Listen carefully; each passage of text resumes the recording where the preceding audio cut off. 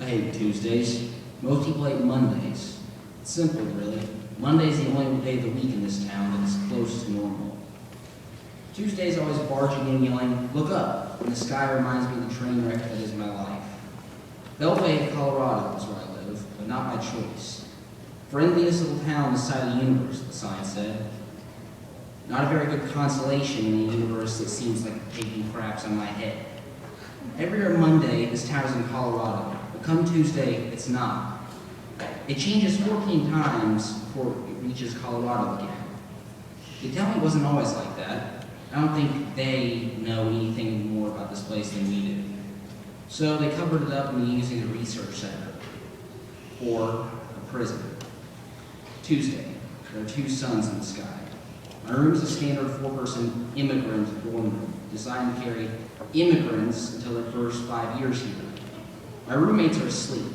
Mikhail Barrow, new guy, weirdo, and self-proclaimed vampire hunter, probably is if he wound up here. Tony Strinelli, victim of chronic short-range teleportation, fourth year. And Dixon Gray, who's basically the Human Torch, except he can't fly. I was up, they were asleep, and that meant I had a chance of getting a cup of coffee from the lounge before it was gone. Coffee's a big deal in Beltway. Drinking so much of it gets imported on me, and we tended to hoard the stuff. I made my way to the lounge and quietly swung open the door. I was greeted by the unnerving metallic squelch of Malcolm's voice. "Hey, Justin!" Crap. The weird denizens of room 28D were some of the most early-rising SOBs I have ever laid eyes on. There were 5 of them: Martell, Malcolm, Terry, Simon, and Selma. There was no hiding 28D's oddities. Martell had a mouth like an anglerfish.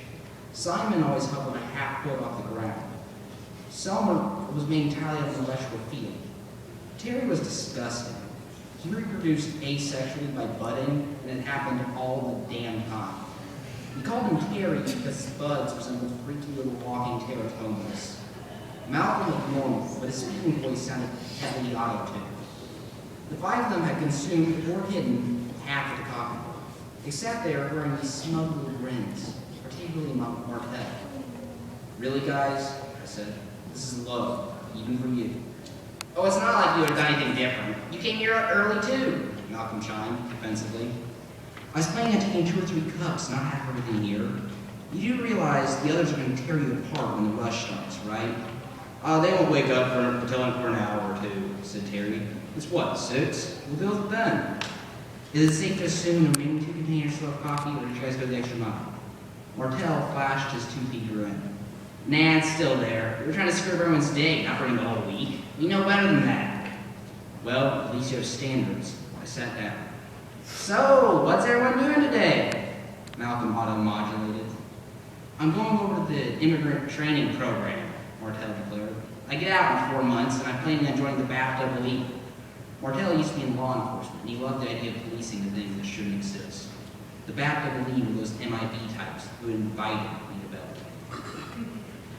"I can't do anything today," said Terry with concern. "My most recent kid popped off yesterday. They need love and attention this time the most.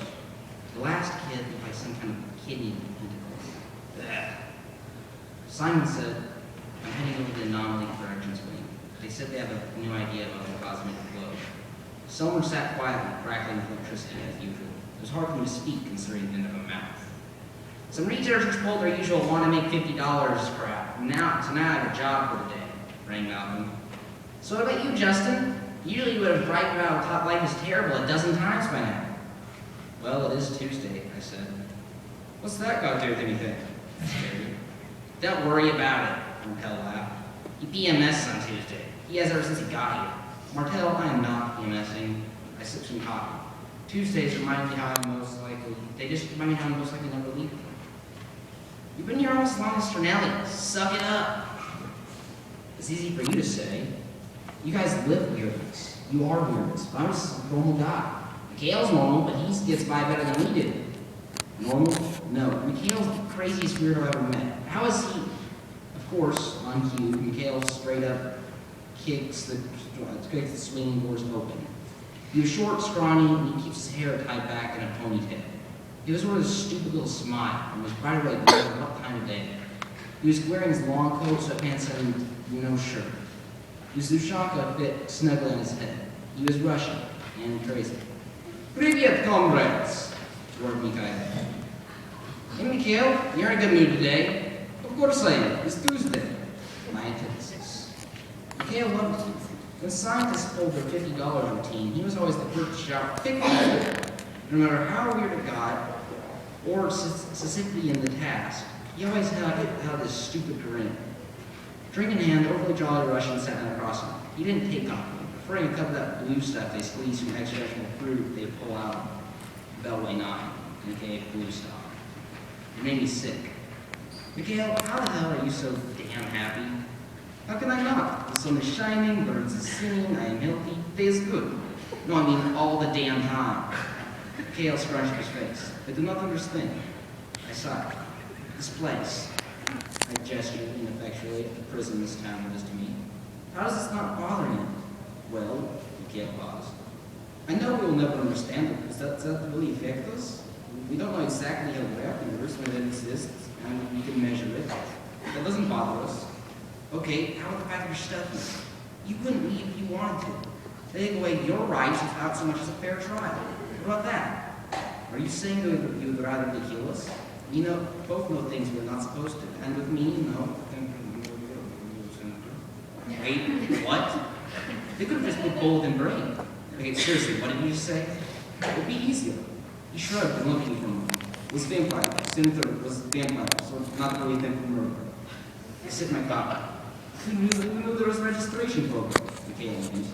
"Same with aliens. We sure as hell not supposed to know aliens, right?" I was about to argue the circumstance of my own invitation to Beltway. Mikhail stopped me. "Justin, I believe I see what the problem is." "No kidding, the problem is..." But Mikhail interrupted. "The problem is you worry about things you cannot control." "No, I was just going to say that this place is effed up." "Okay."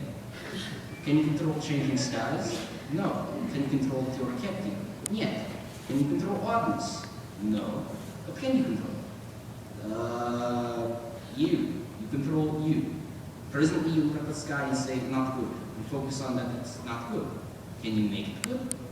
What you can do is look at the sky and say, it's good enough, and focus on the next thing. Those two suns will not harm you, so is good.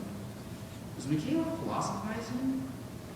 If you try to make this battle you can never win, it's not a good life. I choose positive outlook. You see weirdness, I see adventure. So why do you pick weirdness? I sat thinking, why did I obsess with this? I thought of the others. Harry didn't look at those monsters of his and say, "God, WTF." He said, "Oh, okay, it's walking by itself." Malcolm didn't say, "I'm a freak." Instead, robotically, he sang, "Do you believe in life after love?" with his own auto-tune.